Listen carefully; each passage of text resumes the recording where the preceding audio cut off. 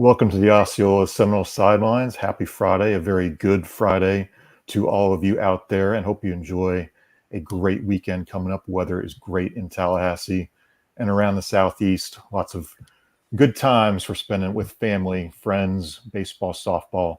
We are talking spring football on today's show with Osceola publisher Jerry Cutts, Osceola senior writer Kurt Weiler. I'm Bob Ferranti. But first, before we dive in a little bit, Jerry's throwing a party, guys. Jerry's throwing a party. We got to talk about this party now. You have letting everyone into your house, Jerry? No, we're going to have it at the Moon, in Tallahassee's musical Moon. Scott Carswell and is going to help us with this. And what we're going to do is on Friday, April 19th, the day before the Spring Seminole Showcase, we'll do a preview party at the Moon. And it'd be a chance for people to come together.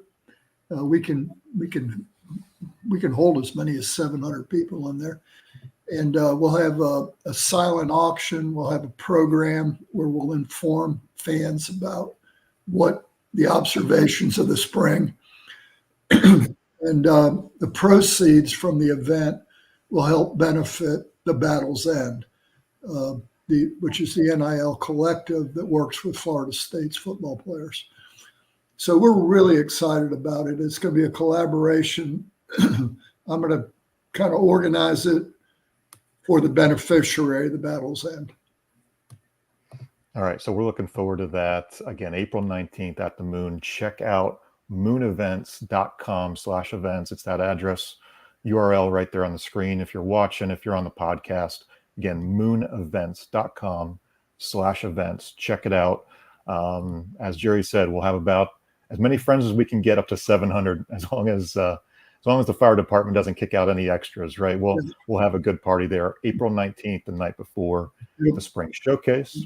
It'll be 5 to 7:30. And for those who like country line dancing, they're welcome to stay for that begins at 8 in the Moon. But it should be a lot of fun. And, the big thing, I think, is there's curiosity about this football team. And a lot of our listeners have questions about various positions. We're going to talk about it in a minute. But this would be an opportunity to come with some current, former players and coaches and really get some inside information. Okay, are you and Alex going to country line dance? Because I will not be country line dancing. Well, I imagine that she would love to do that. Okay, good. Maybe we can get some special guests to stick around too. That could be pretty funny. Yeah, I'm sure some of the people will stick around for at least a little while. We will have to see if they'll allow us to take any video. I'm sure a lot of people will not want video of the country line dancing experience as they test that out. But hey, we want to talk some college football, some Florida State spring scrimmage reflections. Obviously, the showcase coming up on the 20th, as Jerry and Kurt and I are looking forward to, because we're getting our first looks at it's 25 newcomers, right, between the transfers, the early enrollees. Jamari Howard with the injury, I think I'm maybe removing him just for the moment from that number. Am I off on 25? I think it's 27 total. So okay. 26 if you're pulling out Jamari Howard, but that doesn't. It's semantic. Okay. A lot is the bottom line. A lot. And more coming over the summer. So I think you all want to hear about quarterbacks first. We'll start with the quarterbacks.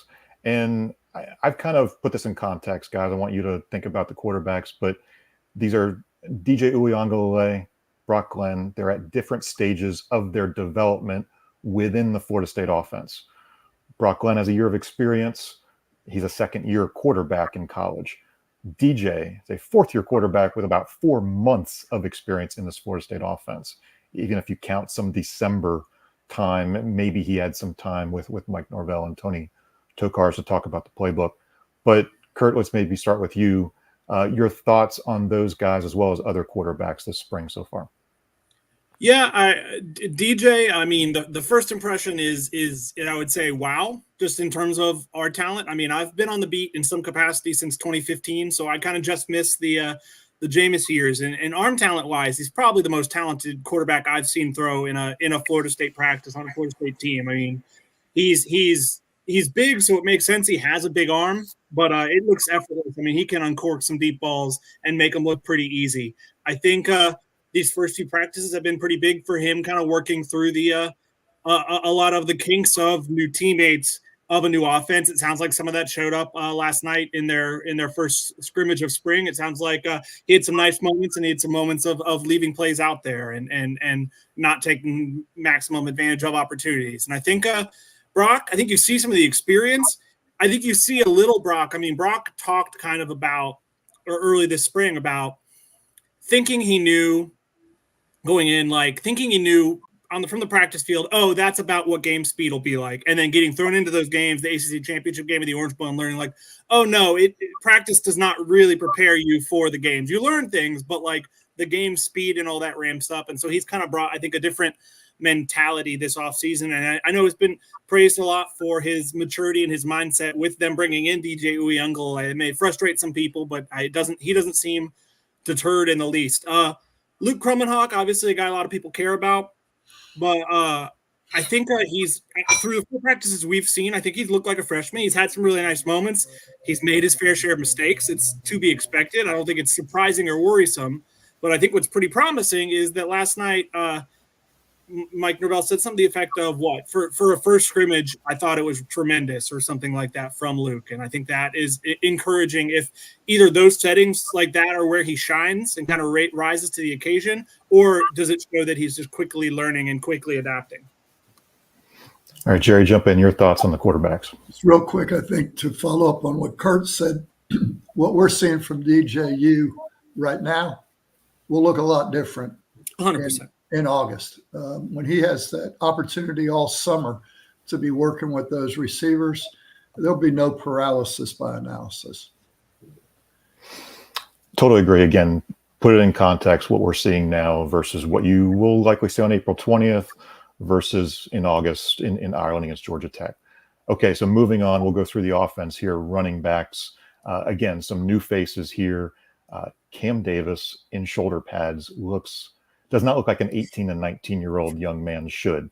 I open up the floor to you guys to talk about any of the running backs, but Jerry, we have Cam Davis, we have Roydell Williams, a lot of new faces, Micah Danzy coming over the summer, even Jalen Lucas, the Indiana transfer, is getting some time there at running back too. Yeah, it's a broad range of talents in the room. Some of the body types, they kind of like, they're all sort of, there's a bunch of them that are alike, but there's some diversity too. You mentioned Cam Davis. He looks good in shoulder pads, but Bob, I think people think he looks real good out of shoulder pads too. He is built. I mean, he's thick. Pat Burnham calls him a mini Herschel Walker. He's shorter than Herschel, but he's built very proportionately like him. Very muscular and thick. The other backs, not so much. We all know Tua Feely, he's more of a long and lean guy. And then I don't know how to describe Lucas other than to say water bug. Jalen Lucas is, for the old people, they might remember Darren Holloman.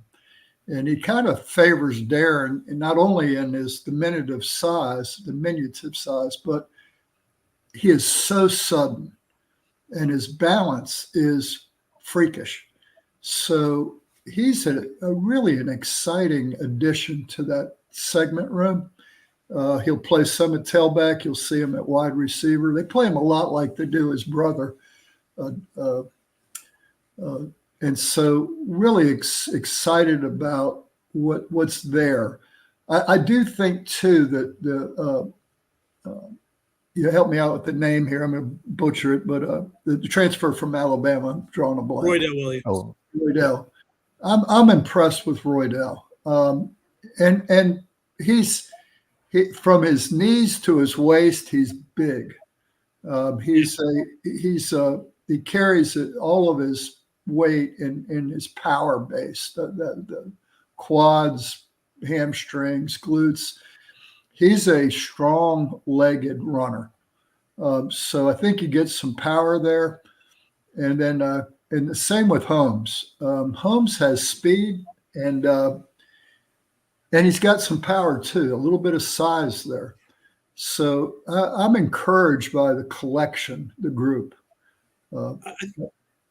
Go ahead. I think it speaks to the depth of that room. Their first padded practice on Saturday, their first 11 on period outside, the first 5 plays, they ran 5 different running backs out there. They had a different one. They just subbed out after. And I think that some of that's spring, some of that's, I'm sure, just giving guys opportunities, seeing who makes the most of it. But I think it also speaks to them feeling really good about a number of guys. I mean, even Sam Singleton, who I think is a guy who's impressed me. I mean, when he gets in the open field, you see that track speed that he had in high school. And once again, I think we felt the same last year. Even when you lose Trey Benson, it feels like they have more running backs than they have kind of realistic reps to go around. But I do think I thought Cam Davis had a good chance to be in the rotation 5 practices in, and that watching the first 4 practices and hearing that he scored a touchdown last night in his first scrimmage only affirmed that.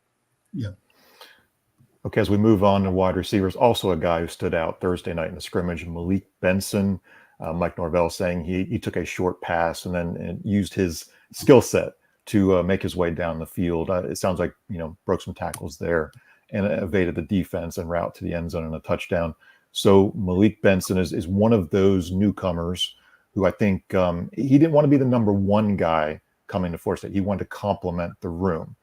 We think there's a lot of pieces in this room, and Malik Benson, I think, feels like a guy who's fitting in really, really well so far. Kurt, let's go to you first. Your thoughts on either Malik or the receiving group. It's funny to see. I mean, we thought coming into the spring there was going to be a bit of a pivot from going from guys like Keon and Johnny, who I'm not going to say were slow, but speed was not the strength of their game. They were great at contested catches, things like that. There was a definite pivot this offseason with bringing in Malik Benson, with bringing in Jaylen Brown from LSU to speed. And I think we've seen that show up. I mean, Malik is impressively fast. I think we heard last night it was very much a yards after catch type touchdown, a relatively short catch, and he just did the rest himself, made some moves in space and broke off a touchdown, kind of created it himself, which anytime you can do that, I mean, I think it is a major help to the offense to not have to air it out, to be able to make something out of a smaller play like that. Jaylen Brown, similarly, I mean, Jaylen Brown is incredibly fast. I mean, he's built like a track runner, very long legs, very smooth mover. I think we've seen Hakeem Williams really as a guy who's taking the next step. I think we've seen Destin Hill as a guy entering sophomore year taking the next step. I think we've seen more of the Vandrevius Jacobs we saw last spring. I think we thought he was going to have a bigger role than he ended up having from how impressive he was last spring, and we're seeing that again. And then, I mean, they have Kentron, they have Ja'Kai Douglas, they have Jalen Lucas, who they can flex out there. They have Darion Williamson, they have Deuce Spann. I mean, they have Ron Dugan's the other day. I'm working on a story now. Ron Dugan's kind of, wants to see the consistency more. There were quite a few drops in their first padded practice on Saturday. That was a problem for them. That reared its ugly head, and so it sounds like maybe it happened a little last night in the scrimmage as well. So I think he is optimistic about having so many guys. But I think another guy. I mean, maybe I can shout to Jerry on this one, and Jerry can talk about the freshman, but I think Lewayne McCoy has really established himself right away too. Been like Vandrevius last year as a freshman who just hits the ground running and is a very natural mover and route runner. Yeah, I would agree with you on that. Very similar impact right away. One thing I want to caution, I think last year when we brought in Keon Coleman, he was an impact guy. He had a lot of college experience. Malik is not. He does not bring that resume. I mean, he was at Alabama for a year, but I think he's yet an inexperienced receiver. So I don't want fans to have this expectation that Malik is going to be a day one impact player. He could be, but that has yet to be proven. Well, it's now or never for him. I mean, he has 1 year eligibility left, so you hope he is for his sake, because this is it for him. I will say, I mean, Mike, it's funny. It almost feels like maybe Mike's been hearing that, because Mike last night pointed out kind of that he played more than maybe his reception. Like, he was on the field a lot. I think he didn't have the best passing quarterback. I think that hurt him a bit in his year at Alabama. But yeah, no, I mean, this is definitely he does have to prove that a little. And it's been more ups, but there have been some downs from him too. There have been moments of not doing everything, but I think he does is very much in the conversation, like I thought he might be, to be a number one type guy at this point in spring. Yeah. Okay, let's move to tight ends, and I think this was our question mark group going into the spring on offense. It's still pretty much a question mark, although I think we can say that Landon Thomas might be a little bit farther ahead than maybe what I expected. He's a better blocker than I think I was anticipating. Jackson West is another guy we're expecting to take that next step into a bigger role, expanded role. Kyle Morlock, also year 2 at the Power 4 level now here at Florida State after his transfer. Jerry, your thoughts on some of the tight ends? Well, I'd also add Brian Courtney, who, started as a tight end, went to linebackers, back at tight end. He's also in the mix. I don't think anybody has totally distinguished themselves other than maybe Jackson West. I think Jackson is a guy you can inline block with, and he's a good receiver. And I have noticed that he's more elusive in the open field than I thought he might be. I think Jackson West is a guy I'm keeping my eye on. Brian Courtney is also got good hands. He runs good. I think he runs good routes. He catches the ball. And of course, we know about Morlock. But that position is certainly a question mark. Landon Turner has, I think, the highest ceiling. And according to Chris Thompson, his position coach, he was very well prepared at the high school level in terms of being an inline blocker. He knows how to do that. There's refining there. There's not teaching. There's no lack of want to. So Chris is just going to continue to help him get to be, he was rated the number 2 tight end in the country last year as a high school kid. And this is his freshman spring, So I like his potential. I laugh at some of the height weight stuff because I think in FSU's like a roster update online, they said he lost 10 pounds since he got here. But then Mike Norvell the other day said he's gained 15 pounds since he got here. Whichever way he went, he looks the part. He's another guy, I think, in the Cam Davis camp who doesn't look like a freshman. And I agree. I think is capable of being a well-rounded tight end. I think he could very well be in the rotation. I thought it was a possibility, but I think he has affirmed that to be a real possibility, especially with how many tight ends Mike likes to use in his offense. And I'm curious. I'm curious still. I haven't ruled out kind of what we discussed coming into spring, or the possibility of maybe that being a place they might look in the portal over the summer for another impact piece. But I think Morlock has continued to build. Jackson West, I mean, you talked about Jackson. I think it's noteworthy to say, we talked about it in our tight end preview video too. He was thought of more as a receiving tight end coming out of high school. And because of, I think, some injury stuff and coming back last year, but maybe not being fully back to himself yet, was more valuable as a blocker. But can he become that more well-rounded player? I think could help him immensely. Yeah. Let's move on to offensive lines. We kind of wrap up the offense here on Seminole Sidelines. I think if there's a theme, maybe, guys, that we're seeing the younger offensive line maybe get those reps, those opportunities to impress us. We're starting to see a Chris Otto, a Jalen Early, Julian Armella, who Coach Atkins had mentioned would be getting some time in at guard, this spring. Obviously, he had kind of been a tackle through high school early on in his Florida State career. If there is a theme, a storyline, it's we're seeing some of these younger guys. That development has been a real positive. Jerry, to you on the offensive line, maybe some thoughts there on the younger guys or just the position in general. Yeah, let me just in the position in general, and I'll let Kurt talk about guys more specifically. But, as long as I've been covering this 40 years, spring is usually a time where you work the younger guys and you rest the older guys. It's a time for them to heal and coach. It gives them an opportunity. Sometimes the best way to learn is to teach. And so you're seeing a lot of that from these older guys. Maurice Smith, who is practicing, but he spent a lot of time teaching too. And same with Darius is Washington. He's looks like an assistant coach out there. So I think that that's what they're doing right now, and they're experimenting with people at various positions. I'm curious to see.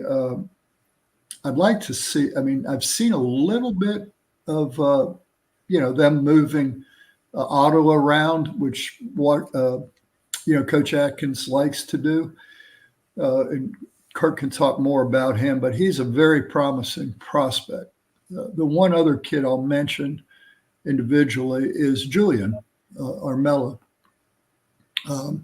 His father, Enzo, from the day I heard about Julian, when Julian was a young kid in high school, Enzo was telling me they play him at tackle, but he's a natural guard, that he is going to eventually wind up at guard. He plays with a flat back, and he does some things that were taught to him as a young child by his father, who played nose guard here. He had a cage in the backyard, and from a very young age, he taught Julian the importance of playing low and playing with a flat back and playing low. And you see that in Julian. I think he is a natural guard, but he's proven over his career that he has the potential to play guard or tackle if need be. Yeah, I think I talk a little about. I mean, I think it's Andre Otto for the sake of. I think that's what he's listed at. He said, I remember we first talked to him, Chris or Andre are fine, but I think he's listed on the roster as Andre. So I guess maybe we should. I don't know. Who knows really? Whatever you want to call him, I will call him very impressive this spring. Yes. I think he is a guy who really took advantage of that red shirt.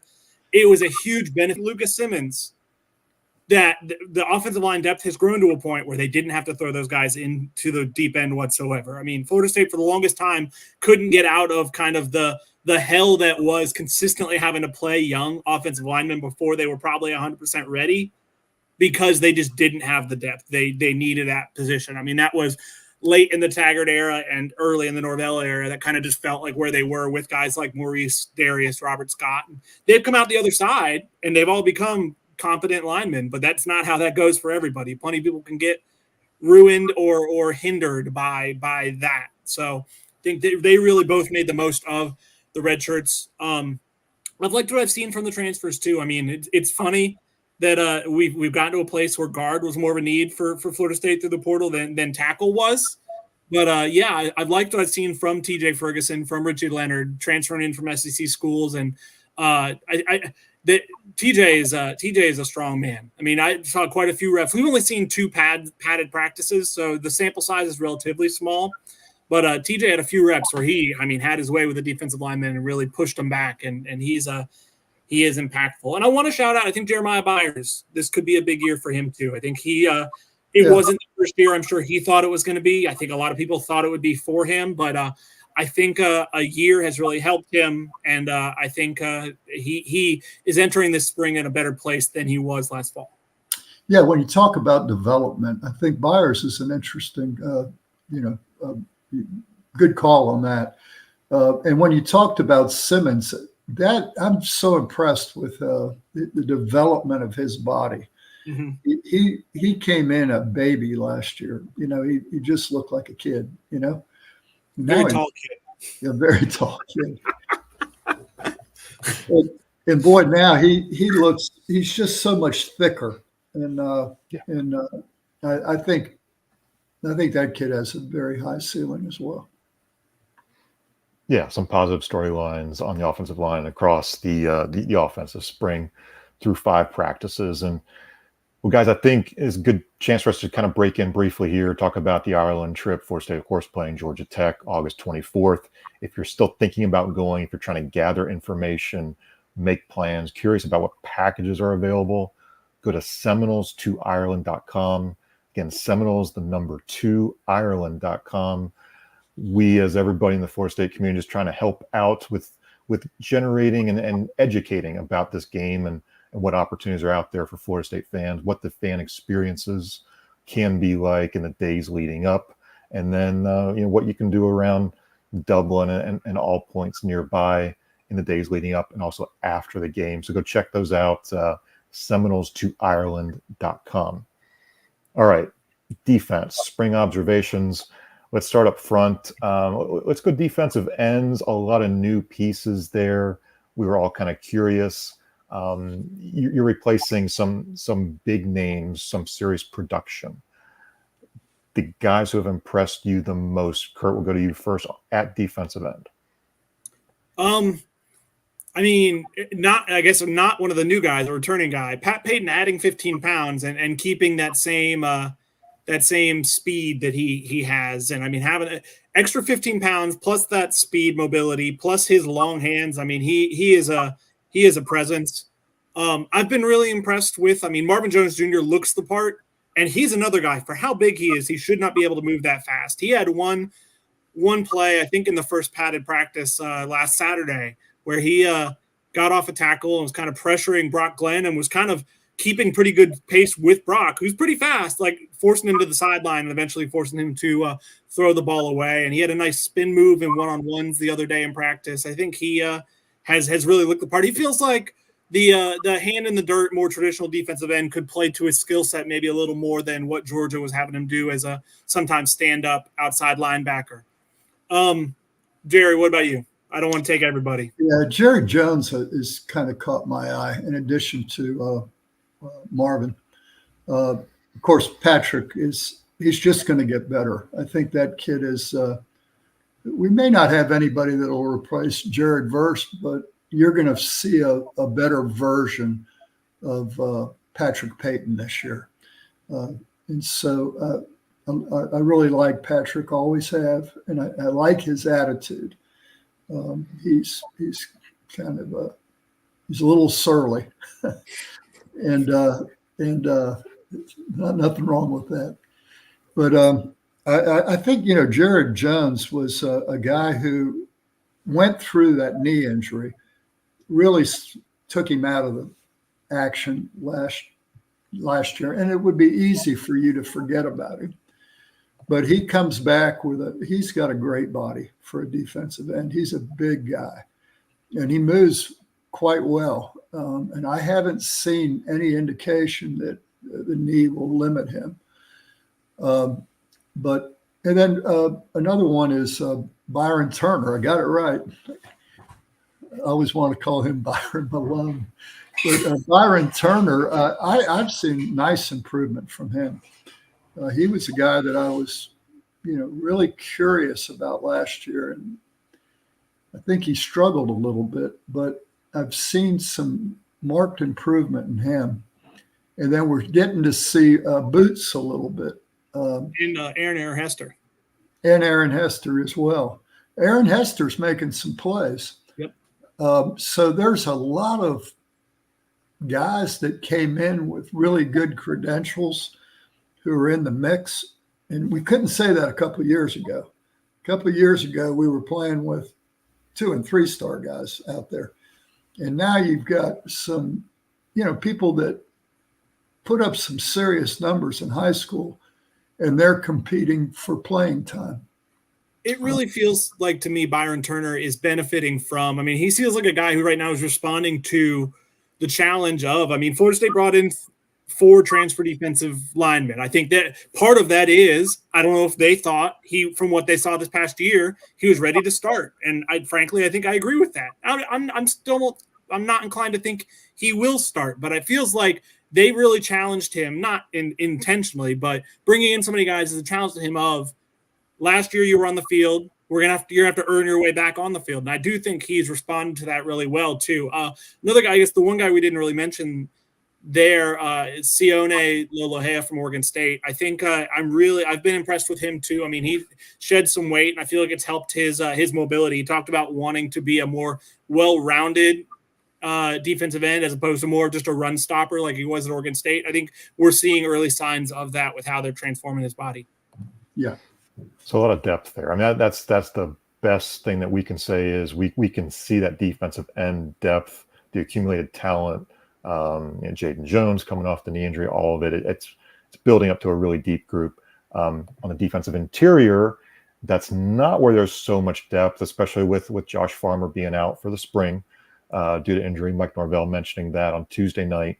So that does mean opportunities next to Daryl Jackson for somebody. I think we know what Daryl Jackson can bring.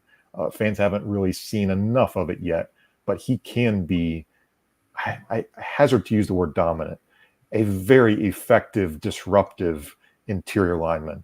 I think he has potential to be dominant. He has. Okay. Yeah. Oh, yeah. He's potential first round pick. I mean, I really do. I think we're going to see a lot more from him when we get to the fall. Braden Fisk is a potential first round pick, and he is much less typical body size than Daryl. I mean, if Daryl has remotely as impactful a season as Braden Fisk, he'll be a first round pick. Yeah. The guys that have been interesting for me to really study up on is the transfer Kelly, he's caught my eye a couple of times. The first time I said, whoa, wait a minute, this guy might be more than I thought when they signed him, was in the Tour of Duty. And what I liked about him in the Tour of Duty is he has a motor. He's obviously, he's a big guy. He's close to 300, if not over. And he moves. He's shortish like Fisk. But man, he carries that weight really well in those pursuit drills. And he's got a little bit of what Fisk had in that respect. And I don't want to compare him to Fisk. They're two different people. But one thing you knew with Brandon Fisk was he was going to chase a football. And he was relentless. And I see that in Kelly. I think his inside power is exceptional. I mean, I think he can play at this level. And so he's a guy that I think a lot of fans don't know much about. But in the spring game, you might want to pay a little bit of attention to him. The other guy that I've been paying a lot of attention to, is Sampson. Kind of a little bit of an unknown there. Came in last year and didn't get to see a lot of them. So he's a guy who you see making plays, and you see Odell mentioning, as well as Mike.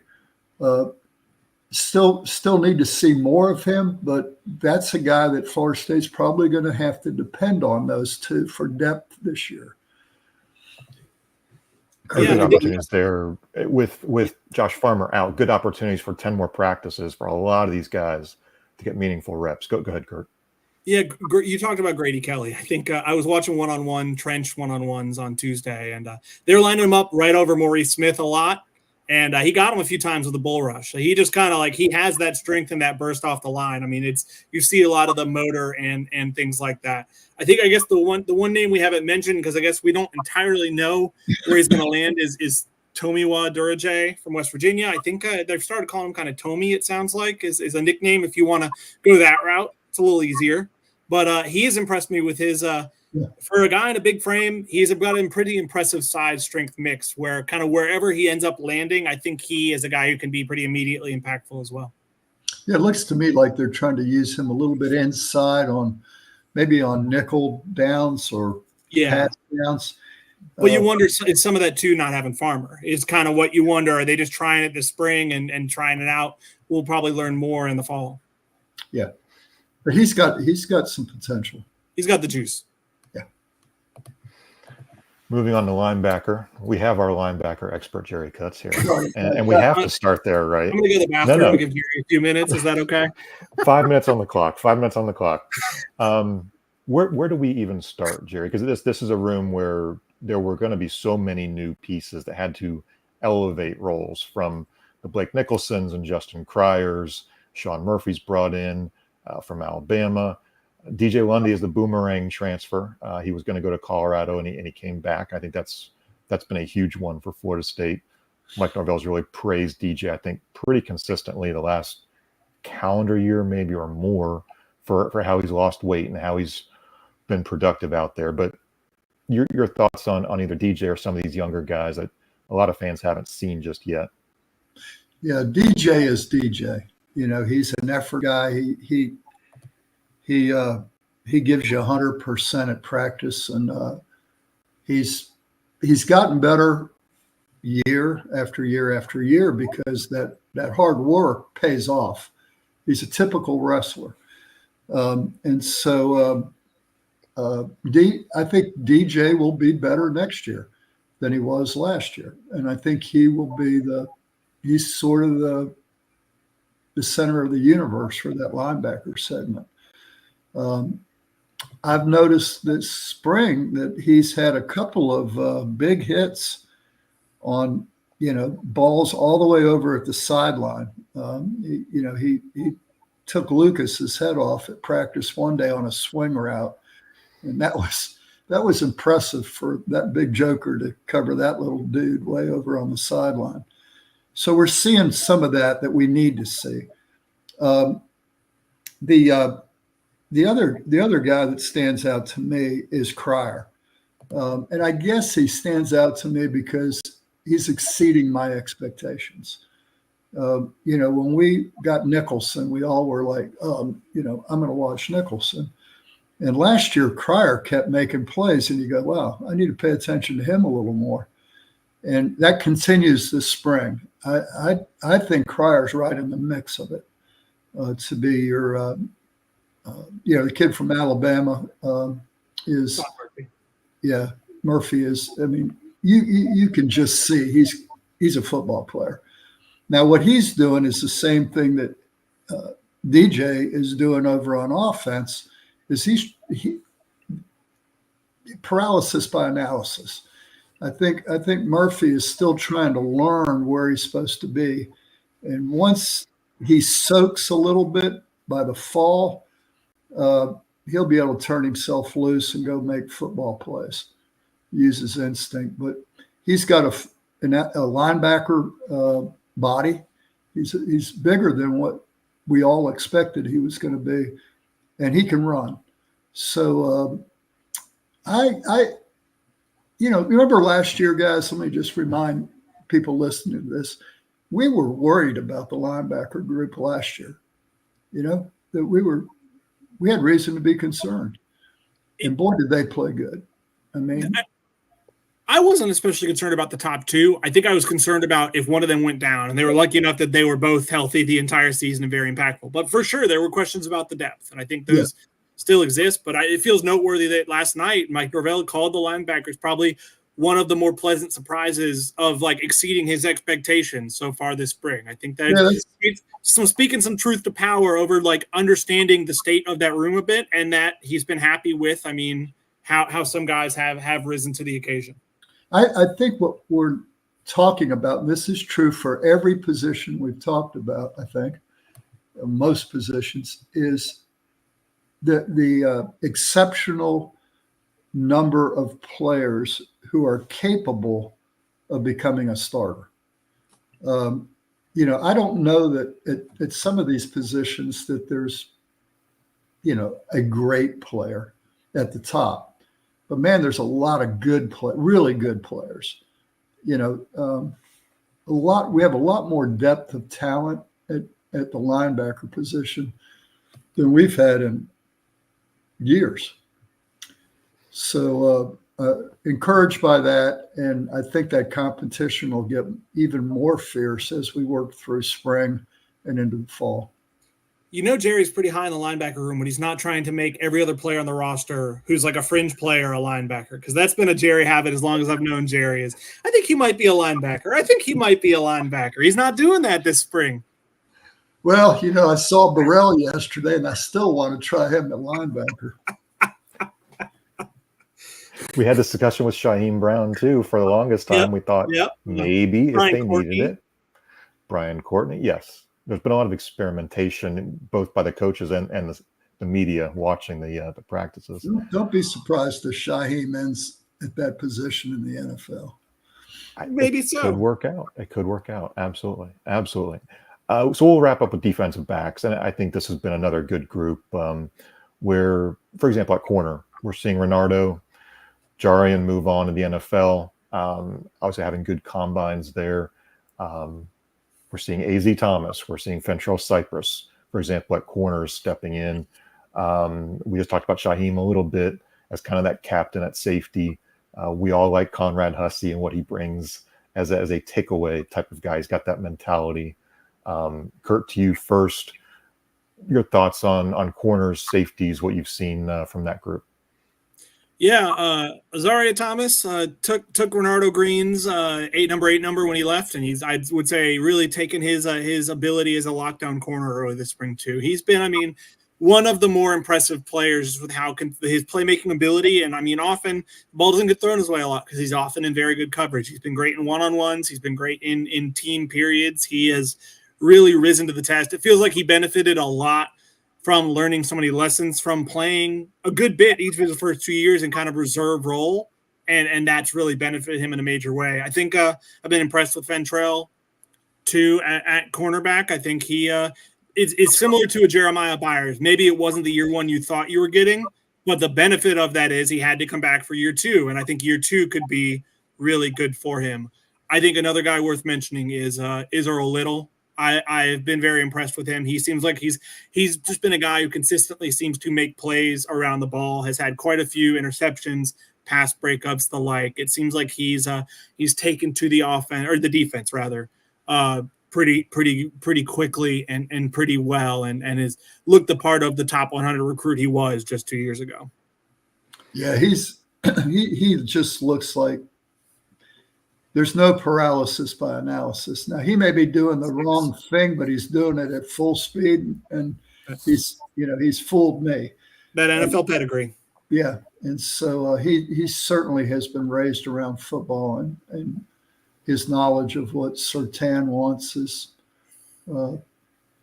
it appears obvious to me, but he may just be doing the wrong thing at a fast rate, but he does get to the ball. So I'm really excited about him as well. Yeah, we should say that kind of wraps up our look at offense and defense. The special teams wasn't really live in the scrimmage, so there's not a ton of reflections to give you on kicker, punter. We expect Jalen Lucas to be in that mix as a return guy, of course. So we'll kind of give you some special teams thoughts down the road as there's a little bit more updates there to just give you a full look at where things are going with Florida State. Again, they're taking the Easter weekend off. They'll be back on the practice field Tuesday. So look for updates on the Osceola.com from us. If you've enjoyed this show, check us out, theosceola.com. You can subscribe to us by going there. Please subscribe to our YouTube channel or check us out in the Apple Podcast app. And again, Jerry is throwing a party. Let's remember, April 19th at the Moon. Check it out, moonevents.com/events. Join us. We'll have a full guest list down the road. We'll kind of drop some names once we get a little bit closer. We have some of those firmed up for you, but it'll be a really fun night. Let's be real. It's gonna be a really fun night right before the spring showcase. We've been working on this thing for a while, but it came together about an hour before this broadcast. So put a press release out on it, and a lot of details to come in the future. Yeah, a couple of those details on the Osceola.com if you want to check it out. Jerry's got a story just about the reasons why, and it's not just us. This is a Florida State community thing, and of course, we want to help out Battle's End with their efforts too. So check it out. The story's on the Osceola.com from Jerry. I tried not to make this a Osceola thing. I wanted to make it a Battle's End thing. So that, we've invited all the other sites that, cover Florida State to participate in promoting this. And we just all think it's a good thing to do for Battle's End. And that's the ulterior motive. That, and of course, to give our fans someplace, an event to go with the spring game. And I thought doing it before the spring game would be cool because we could give them a preview of what to look for during the spring showcase. We may need to mock up some doctor's notes. I'm not feeling well on April 19th, so people can get in the car early, make that trip to Tallahassee, and be there at the Moon for 5 p.m. when we start the showcase preview show. Well, again, thanks to Jerry Cutts, Osceola publisher, Kurt Weiler, Osceola senior writer. I'm Bob Ferranti. Thanks for watching Seminole Sidelines. Again, if you like this show, you're watching on YouTube or on the podcast version, we really appreciate it. Give us some feedback and please like and subscribe. We'll be back next week. More thoughts on Florida State football. For now, have a great weekend. We'll talk to you soon.